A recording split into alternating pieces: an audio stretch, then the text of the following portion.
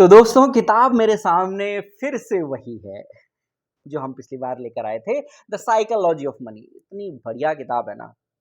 नई किताब लाने में ना बड़ी दिक्कत हो रही है यार, मन तो हो रहा है कि दूसरी वाली लाऊं, बट इसके बारे में थोड़ा और बात करने का मन हो जाता है। तो कैसे हो, बढ़िया ही होंगे। ठीक है, आज हम इसका पहले चैप्टर पे थोड़ी सी बात करेंगे, ज़्यादा बात नहीं करेंगे, 3 से 4 मिनट की बात करेंगे और बिल्कुल बेहतरीन बात करेंगे, टू द पॉइंट बात करेंगे, चड़ा। ठीक है भाई। तो बात क्या है कि भैया पहला चैप्टर जो इसका कहता है इंट्रोडक्शन के बाद में, वो ये कहता है कि नो वंस क्रेजी। भैया पगला कोई नहीं है। ठीक है, सारे के सारे दिमागबाज हैं। ऐसा मत सोचो कि भैया वो पागल है, वो ऐसा कर रहा है, या फिर मैं ही समझदार हूँ, या फिर मैं ही पागल हूँ जो ये सब करता हूँ, वही समझदार है। दोनों में से कोई भी चीज सही नहीं है, ये इसका पहला चैप्टर कहता है।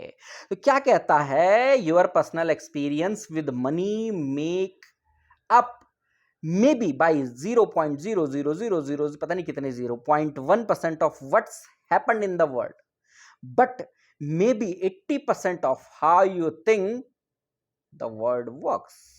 अब भैया इसका मतलब क्या है कि यार देखो, तुम्हारे साथ जो एक्सपीरियंस हुआ है ना, वो बहुत छोटा एक्सपीरियंस है जो पैसे के साथ तुम्हारे साथ हुआ है ना।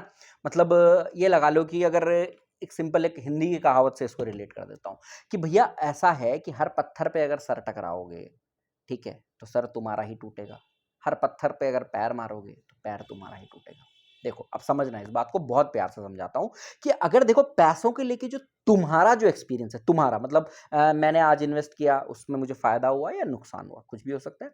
कल को मैंने कहीं पे दूसरी कुछ चीज करी पैसे के साथ में, उसमें भी फायदा नुकसान ही होता है। पैसे में तो ज्यादा कोई ऐसा दिमाग लगाने वाली बात तो है नहीं, या ग्रेजुअली होगा या सडन भी हो सकता है। तो अगर तुम हर चीज को ट्राई करते जाओगे तो भैया जिंदगी बहुत छोटी पड़ जाएगी। वो ये कह रहा है, ठीक है, कि सिंपल सी बात है कि अगर भैया जो तुम्हारा खुद के एक्सपीरियंस नहीं बिल्ड कर सकते यार तुम इसमें, है ना, कि तुम सोचोगे कि यार सारे एक्सपीरियंस मैं ही ले लूं, ठीक है, लेकिन दुनिया में जो कुछ हुआ है, ठीक है, ऐसे दिखा देता हूं, दुनिया में जो कुछ भी हुआ है वो लगभग लगभग 80% चीजें हैं जो हो चुकी हैं। 20% तो नया भी हो सकता है ना, कि पिछले 10 साल से या 100 साल से कोई कंपनी थी, उसमें लोग इन्वेस्ट करते थे और 10 साल में वो इतना कोई पर्टिकुलर उसका रिटर्न आता ही आता था। कुछ नई चीज हो गई भाई, नहीं आया इस बार रिटर्न, ठीक है। तो ये हो सकता है, ये 20% में आता है, लेकिन सबसे पहले अपने ही एक्सपीरियंस से नहीं सीख सकते, पहली बात है। इतना छोटा एक्सपीरियंस होता है हमारा।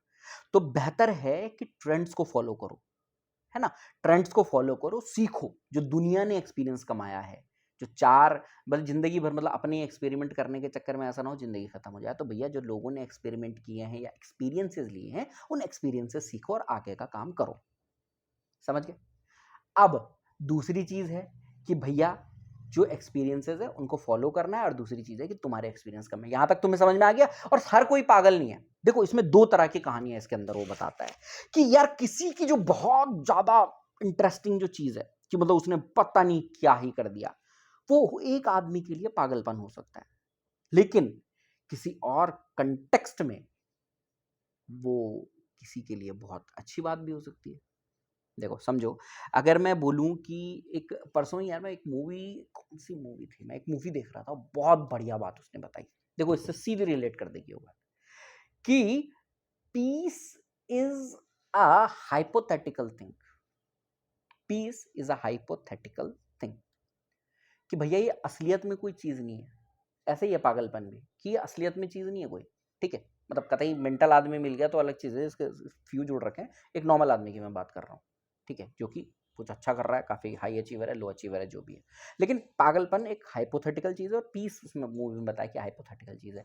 जब कोई आदमी शांति के लिए, मान लो यार कोई उधम मचा रहा है बाहर, अभी बाहर पे मान लो सड़क में उधम मचा रहा है, पुलिस वालों ने आया, देखो सब लोगों को परेशान कर रखा था, सब लोगों को परेशान किया भाई, सब लोगों का पीस खराब हो रहा था, है ना। लेकिन वो अपना नाच रहा था, नंगा नाच रहा था मजे में, लेकिन सब लोगों को ऐसे डिस्टरबेंस परेशानी हो रही थी। पुलिस वाला आया, 4 लठ मार के भगा दिया। तो इन सब का वही चीज क्या था, पीस था। जितने भी कॉलोनी के लोग थे भाई, उन्होंने उनको अभी इससे शांति मिल गई, वो चला गया। लेकिन ऐसी किसी घटना का होना उस पुलिस वाले के लिए जो आराम से बैठा होगा कहीं पे, उसको आना पड़ा, उसका पीस तो खराब हुआ ना। दूसरा उस आदमी के लिए जो हो सकता है यार कि कुछ मजे में था, अलग टाइप के मजे में ही था, लेकिन चलो ठीक है, वो अपने मजे ले रहा था, उसके लिए इन दो लोगों का पीस तो खराब हुआ ना। तो कभी भी जो भी चीज आती है वो किसी के लिए अच्छी होती है, किसी के कंटेक्स्ट में बुरी होती है। ऐसी ही ये बात करता है कि जब भी आप डिसीजंस लेते हैं तो कभी भी आप ना एक सिंगल माइंडेड होके मत चलिए कि भैया ये तो कतई पागलपन है, या फिर ये कतई बिल्कुल बस ये ऐसा करने से तो बस भाई हो गई बल्ले बल्ले, हमारी तो जिंदगी सेट हो जाएगी। दोनों ही दिशा में आपको नहीं चलना है।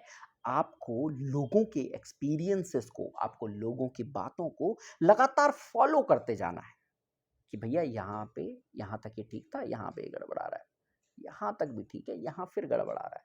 तो अपनी जो पाथ है या अपना जो रास्ता है उसे बिल्कुल आसानी से नहीं, सोच समझ के प्यार से चलना है, जिसमें कि गलतियों की गुंजाइश थोड़ी सी कम हो जाएगी, थोड़ी नहीं काफी कम हो जाएगी।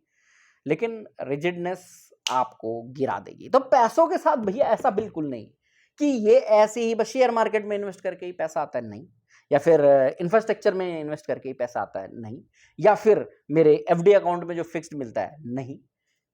थोड़ा सबके एक्सपीरियंसेस को मिला के एक अपनी मोडस ऑपरेंडी बनाइए जिससे कि आप सेफ वे में चल सकें। तो यही था आज का लेसन। कैसा लगा आज का बुक डोज, और अगला डोज इस किताब से लाया जाए या किसी और से, कमेंट में जरूर बताइएगा। Thank you.